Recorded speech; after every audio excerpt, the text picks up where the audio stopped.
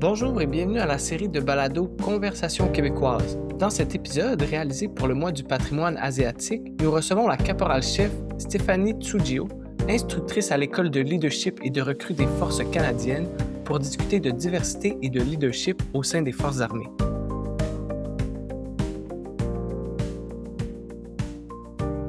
Bonjour, caporal-chef Tsujio, merci de vous joindre à nous aujourd'hui.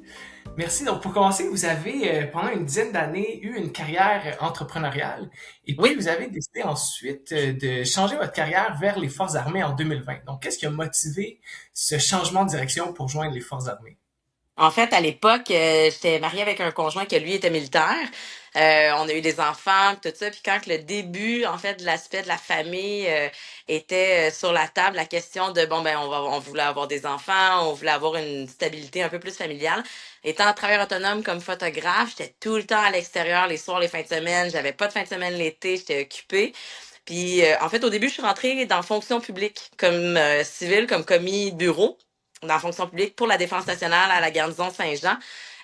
Puis je me suis vite rendu compte que c'était pas un monde qui était fait pour moi. Je trouvais que l'aspect civil était un peu trop, il y avait trop de rigidité au niveau des postes, puis pas assez de fluidité pour l'entraide puis le travail d'équipe. Puis vu que c'était quelque chose qui me dérangeait, surtout l'aspect d'entraide, travail d'équipe qui se faisait bloquer au niveau des conventions collectives, tout le monde avec qui je côtoyais au travail, parce que les civils, il y a beaucoup de civils qui travaillent pour la Défense nationale également, et tous les militaires me disaient, rentre comme militaire, enrôle-toi. Ce que tu veux, c'est les valeurs militaires. Ça rejoint ça. Puis au début, j'étais pas trop certaine. Puis finalement, je me dis, ben, j'avais rien à perdre. Et que je me suis enrôlée en 2020. Puis 6 ans plus tard, j'adore ça. J'ai l'impression que je m'accomplis. C'est ça. Oui, puis vous avez été muté en 2024 au quartier maître de l'école de leadership et de recrue des Forces canadiennes. Donc, c'est quoi un peu votre rôle au sein de cette nouvelle équipe-là? En fait, en 2024, je suis arrivée exactement au sein du quartier maître comme acheteuse. En 2024, on était deux acheteurs. Maintenant, ils sont rendus trois, si je me trompe pas. En fait, on s'occupait de toutes les achats qui ont rapport avec soit la formation des candidats de l'école des recrues ou sinon pour les membres du personnel de soutien aux candidats. Donc, tu sais, ça peut aller autant du crayon à mine avec les faces que ça peut aller. On a acheté des rubber guns, là, des faux fusils, là, si on veut, là, en caoutchouc bleu pour servir pour l'entraînement, pour que les candidats puissent avoir un feeling de c'est quoi marcher avec une arme à feu dans les mains, parce que ça fait partie de l'entraînement au cours des semaines qu'ils ont à faire, là. Donc, les achats sont super variés. Puis avec recrutement qui fait juste augmenter d'année en année, ben automatiquement, les achats aussi suivent l'augmentation du recrutement. Donc, les achats, on était très, très, très occupés. C'était une cellule très occupée. Puis, en fait, depuis janvier de cette année 2026, je suis rendue maintenant instructeur sur les pelotons pour les candidats. Ah, ben félicitations pour cette nouvelle Merci. fonction. Merci, Et, merci. et vous abordez le recrutement aussi, là, on voit, comme vous dites, ça augmente d'année en année, puis cette année, c'est l'année qui ont battu les records, en fait, en termes de taux d'enrôlement depuis les 30 dernières années. Mais même si ça continue de progresser, on voit que l'enrôlement du personnel, l'avoir des nouvelles recrues au sein des forces armées, ça demeure un défi important. Donc, à votre avis, est-ce qu'il y a des mesures qui pourraient être prises pour attirer davantage de personnes, non seulement des personnes au sein des forces armées, mais également des gens qui sont issus du milieu de la diversité qui voudraient joindre les Forces armées canadiennes? À 100%. En fait, je trouve que c'est hyper important d'avoir des membres qui sont issus de la diversité. Peu importe que ce soit culturel, que ce soit de la communauté 2LGBTQIA+, tout le monde, tout le monde, tout le monde. Moi, je dis, tu sais, une des trucs des forces, c'est une des forces, c'est qu'on est là pour représenter la population canadienne. La population canadienne, elle est tellement diversifiée. Puis longtemps, longtemps, longtemps, les forces, ça a été majoritairement caucasiens, hommes. Là, tandis de plus en plus, on a eu beaucoup de recrutement au sein des résidents permanents. On a eu beaucoup des gens d'immigration, tout ça. Je trouve que c'est super important. Ils apportent une autre vision, une autre expertise. ça fait juste, je trouve que ça nous rend plus forts comme force armée, au final, d'avoir la diversité. Puis je pense qu'une des façons qu'on pourrait aller chercher plus de gens issus des communautés, c'est d'être plus présent, mais au niveau des écoles secondaires, des cégeps, ou des collèges, universités, des choses comme ça, où est-ce que les jeunes sont. Euh, Personnellement, je ne sais pas pour vous, mais moi, à 16, 18 ans, je savais vraiment pas ce que je voulais faire dans la vie. Je me suis lancée un peu partout.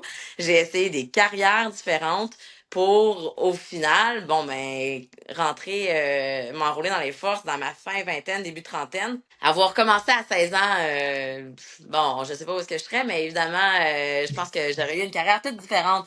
Puis les forces, honnêtement, je pensais vraiment pas dire ça dans ma vie, mais il y a tellement, tellement, tellement de ressources et d'opportunités, que ce soit pour, en fait, pour n'importe qui, pour les gens de la communauté, de la diversité. Faut qu'on ait de la représentation. C'est super important. Puis on parle de diversité parce qu'on tourne un peu l'épisode pour le mois du patrimoine asiatique ici au Canada.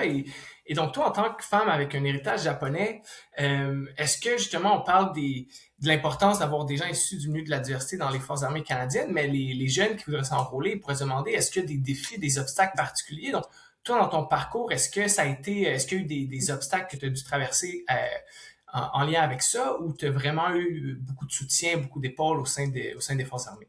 En fait, c'est sûr que je vous cacherai pas qu'il y a encore, à certains moments, avec certains gens, il peut y avoir des moments où est-ce que on peut vivre certaines microagressions, que ce soit au niveau racial ou genré ou peu importe. Ça, je pense que c'est une vieille culture qui est en train, qui est portée à disparaître, puis que les forces, les chaînes de commandement travaillent très, très, très fort et mettent en place des outils, des gens, des comités, une structure pour qu'on puisse enrayer ça. Puis pour avoir travaillé dans le milieu civil auparavant pendant longtemps, les forces ont un énorme pas d'avance sur l'égalité, l'inclusion, le respect au niveau de tous les membres, de tous les membres, de toutes les diversités au grand complet. Oui, il y a encore du travail à faire, mais je trouve qu'on a vraiment une grande longueur d'avance. Fait que oui, on peut à certains moments, ça m'est arrivé de vivre des micro-agressions si on veut, mais c'est quelque chose qui se fait rapidement adresser puis qui peut rapidement se faire corriger également. Oui, puis dans ton parcours, en fait, tu as vraiment été reconnu pour travailler sur tout ce qui était équité et inclusion. Tu es membre justement du comité consultatif des femmes de la défense. Tu as été nommée ambassadrice régionale pour la Journée internationale des femmes en 2026. Donc, ça souligne vraiment cet engagement-là. Comment est-ce que vous décrivez l'importance de ces rôles-là pour la promotion de la diversité au sein des forces armées? Je pense que c'est super important. Je pense que c'est important de s'impliquer comme femme, puis comme personne d'une autre nationalité. Mon but, c'est d'être un peu la voix pour ceux qui veulent moins parler fort, si on veut. Moi, je suis quelqu'un qui a quand même une bonne personnalité, je parle fort, j'ai aucun problème, puis ça va me faire plaisir d'être au front, puis de mentionner qu'est-ce qui doit encore être à revoir ou à corriger ou à travailler ou à évoluer. Puis pour moi, c'est tout qu'un honneur d'avoir été nommée ambassadrice régionale pour la Journée internationale des femmes en 2026. Euh, je veux, comme je disais juste avant, il y a encore une certaine inégalité, mais les forces travaillent très fort, puis je veux pouvoir faire partie de cette vague de changement-là pour justement qu'au final, on finisse par l'atteindre, l'inclusion, l'égalité, tout ça, là. Au-delà du climat au sein des forces armées, on est aussi dans un environnement géopolitique qui est amené à amener de plus en plus d'échanges interculturels, non seulement au sein des communautés au Canada, mais également dans le monde entier. Donc, par exemple, dans la stratégie Indo-Pacifique, on voit que le Canada fait de plus en plus de missions et d'exercices militaires avec des partenaires dans la région, avec les Philippines notamment, en mer de Chine, etc. Donc, avec l'augmentation de ces entraînements-là interarmés, comment est-ce que la formation vient préparer les nouvelles recrues à travailler efficacement avec d'autres branches des différentes forces armées avec des pays alliés du Canada? Mais en fait, la formation à l'école des recrues, à l'école des leadership et de recrues des forces canadiennes à Saint-Jean, c'est vraiment une qualification militaire de base.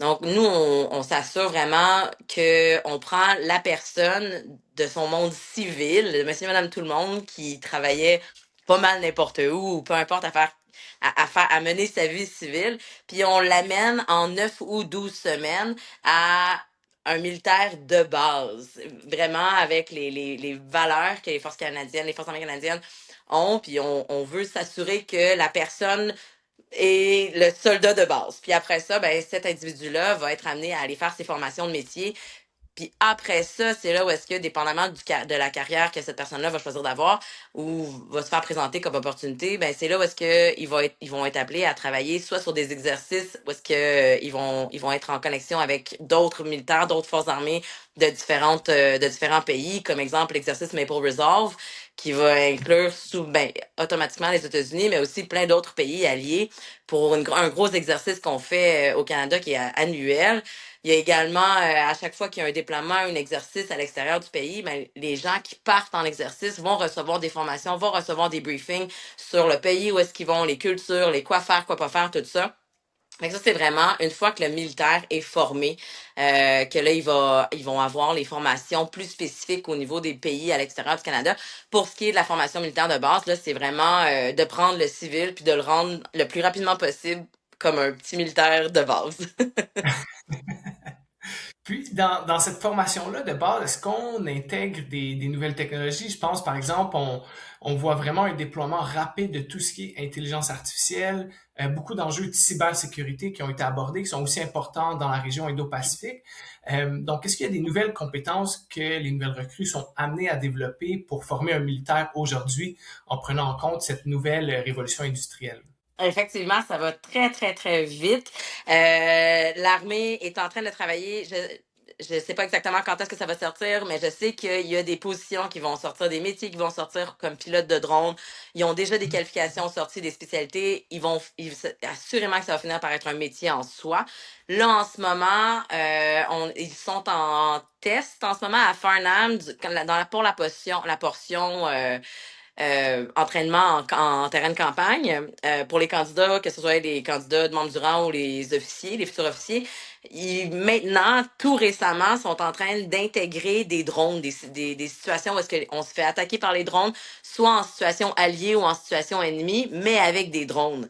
Fait que c'est super intéressant. Je l'ai pas encore vu. Je vais le voir à partir de la semaine prochaine ou la semaine d'après, si je me trompe pas, parce qu'avec le peloton avec lequel je suis en ce moment, on est rendu là dans notre entraînement. Là. On s'en va à Farnham bientôt. Fait on va le vivre, j'ai hâte de voir, j'ai très très hâte de voir, mais oui, ils sont en train de, parce que ça fait partie de la réalité maintenant. Et c'est la réalité de plus en plus est rendue vers la technologie, vers l'IA, l'intelligence et compagnie.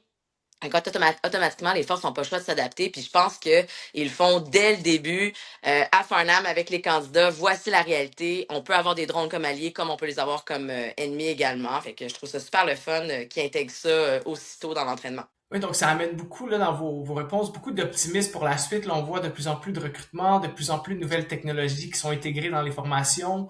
On voit une nouvelle génération dans les forces armées qui sont de plus en plus ouvertes à cet échange interculturel, cet échange de diversité.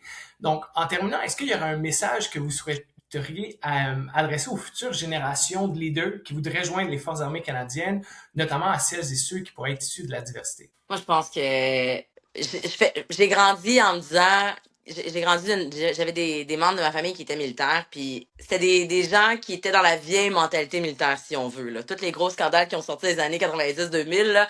Bon, ben, ma famille, j'ai des membres de la famille qui faisaient part de ça. Donc, j'avais pas une belle image quand j'étais jeune, quand j'ai grandi du militaire. Là, maintenant que j'ai les pieds dedans depuis plus de 6 ans, ma vision, elle a complètement changé. Puis je vais être la première à dire haut et fort aux jeunes, enrôlez-vous. Essayez. Vous avez rien à perdre. Tous les métiers sont là. Les forces travaillent incroyablement fort pour qu'il y ait inclusion, pour qu'il y ait le respect, pour que les valeurs de travail d'équipe, de communication, d'excellence soient au cœur du travail des militaires.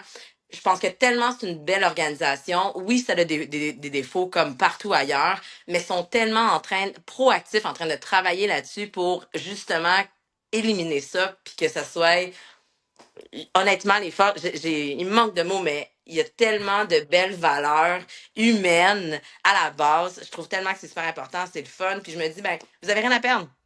Vous avez rien à perdre, puis en bout de ligne, on est une belle grande famille, puis on a vraiment ce sentiment d'appartenance-là, puis c'est d'être là pour plus grand que soi. Caporal Chef Tugio, merci beaucoup pour être venu partager votre expérience. En fait, ça me donne vraiment un portrait, euh, enfin un nouveau portrait des forces armées, un portrait plus humain, un portrait vraiment qu'on voit toute l'équipe derrière les forces en fait qui sont là à tous les jours. Donc merci beaucoup. Ça fait grand plaisir. Un gros merci à vous.